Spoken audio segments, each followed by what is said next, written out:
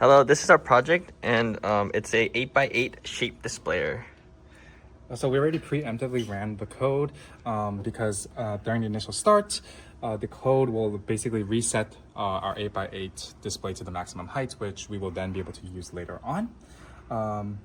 So we also have a web UI in our demonstration where you can use multiple different modes, specifically gray scale, where you can choose an image, for example, the cry image, and you can invert the colors if you would like. But basically what this does is convert it into an array of numbers, which we will then be able to send to our code and then convert them into height details, which then our motors would basically generate them.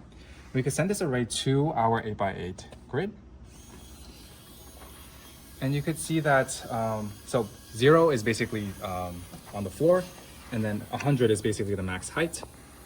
And we've set it so only 4 motors move at once to reduce current draw from our power supply. And then here you can see our eyes forming from our smiley, our crying face. But it only moves necessary ones needed in order to reduce time. And